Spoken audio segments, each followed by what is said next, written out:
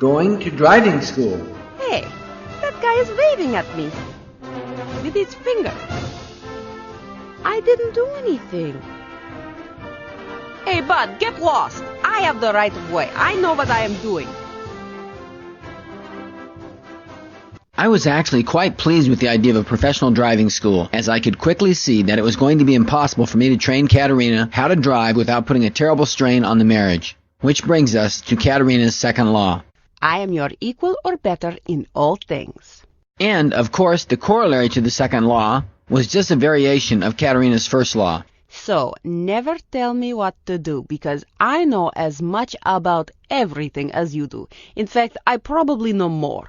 I didn't doubt for a second that Katerina was very smart, and I would instantly concede the fact that she knew more than I did about a lot of things. But I knew for a fact driving a car in the United States of America was not one of them. I had a hunch that what this was really about was the issue of control.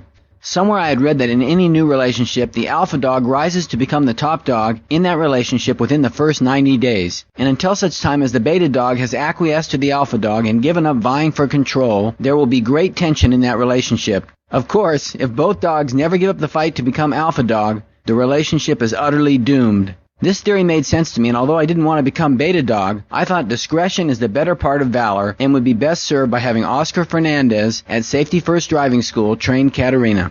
Apparently, it was no easy job to prepare Katerina for the behind-the-wheel driving test. Safety First Advertising claimed that its pupils would be ready for the California driver's test after completing its basic coursework and 12 hours of behind-the-wheel training for the reasonable sum of $650. However, when Katerina completed the 12 hours of behind-the-wheel training and the coursework, Oscar informed her, "You will undoubtedly fail. Katerina, I don't think you're ready to take the driving test. I'm sorry to say that if you take it now, you will fail. You need more practice and more training." Katerina was temporarily stymied, but not about to give up her quest to obtain a driver's license. Jonathan, are there any strings that you can pull, or is there someone at the DMV who would issue a license, no questions asked, for a cash payment? I told her she could get into real trouble if she attempted to bribe a state employee. She seemed shocked, and with genuine surprise in her voice, she said, Do you mean to tell me that nobody at California DMV will accept a cash tip for doing what they are already supposed to be doing? Jonathan, it is not that uncommon. How do you think I got my international driver's license? It was simple. Dmitri sent the money down to the Ministry of Vehicles, and all I did was walk in, sign on the dotted line, have my picture taken, and pick up the driver's license. Notwithstanding the ease with which she obtained her license in Russia, Katerina soon accepted the fact that a bribe was not going to work here in California. Perhaps she checked with Oscar and he confirmed what I already told her. But the bottom line was Katerina re-enrolled in Safety First behind-the-wheel driving class for another $650. I concurred with this course of action, and I was sure it would save me money in the long run, as I knew the words Katerina's driving skills was an oxymoronic phrase of the greatest magnitude. On the weekend before Katerina finished her second run through the Safety First program, we drove down to Hemet and had dinner with my stepbrother and his son Joshua and girlfriend Mary Lou. The conversation drifted to the subject of Katerina's quest to obtain a driver's license and her upcoming behind-the-wheel driving examination at the hands of the California DMV. Mary Lou, who had just turned 18 years old, joyfully chimed in with a very convincing suggestion for a rather odd strategy for passing the DMV driving examination. That is very interesting. Guess what? I can help you because I just passed the behind-the-wheel driving test a few days ago at the Hemet DMV office. Mary Lou was smiling and laughing and continued on, The Hemet office is definitely the best place to take the test. There's no long waiting line. The examining officers are very nice and very, very easy. The traffic in downtown Hemet is very, very mild. The roads are wide. The visibility is good. And the test route, which they have you drive, is very easy and very short. Nothing complicated. And also, the greatest thing, they didn't even ask me to parallel park. It was just like, okay, you drive around for a little bit. There's no traffic. And that was it. That was all there was to it. If you can drive around the block, you will pass. I guarantee it. You cannot fail, not at Hemet. And her boyfriend Joshua smiled and said, Yes, for sure Mary Lou is right. It is almost impossible to fail in Hemet. Katerina listened intently and decided immediately that she would apply for the driver's test in Hemet, even though Hemet was approximately 55 miles from our residence in Glendale. But Oscar had been preparing Katerina for the driver's test in Glendale by having her drive the exact route that the Glendale DMV was using at that time, which included some difficult maneuvers such as merging into traffic on Glen Oaks Boulevard, a busy 4-lane thoroughfare, and to parallel park on residential streets.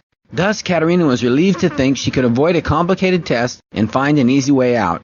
The very next day, Katerina filled out her application to be scheduled for the driving test at the Hemet DMV office.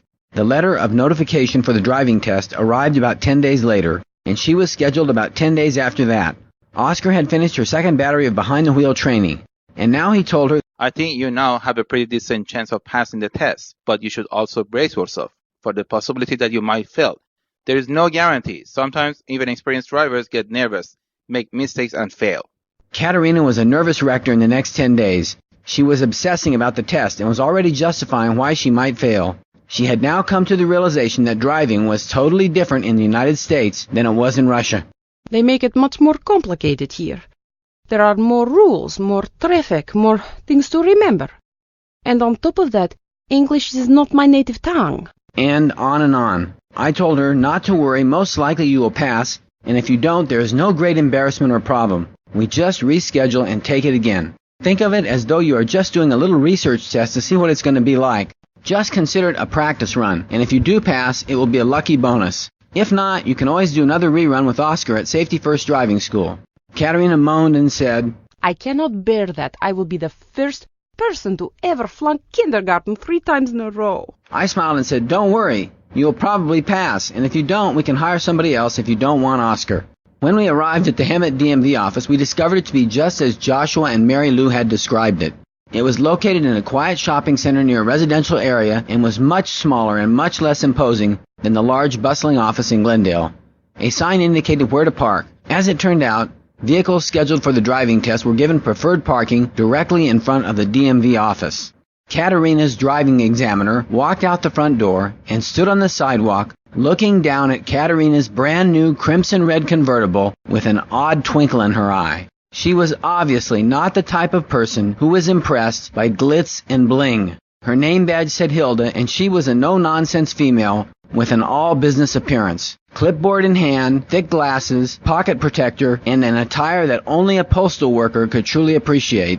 She offered a stark contrast to a tall, thin Katerina who was wearing the latest designer jeans, a very stylish silk top, Armani sunglasses, and just this morning had her blonde mane tinted, streaked, and styled. If this were a runway and not a roadway, there is no doubt Katerina would have passed the test in flying colors. Hilda looked the car over carefully, walking all the way around the outside of it. She even peered for an uneasy moment through the back window and saw a shopping bag from Macy's and another one from Nordstrom. The curious twinkle returned to her eye. There was no doubt who was intimidating who as she pulled her clipboard into the writing position and began asking Katerina a few questions.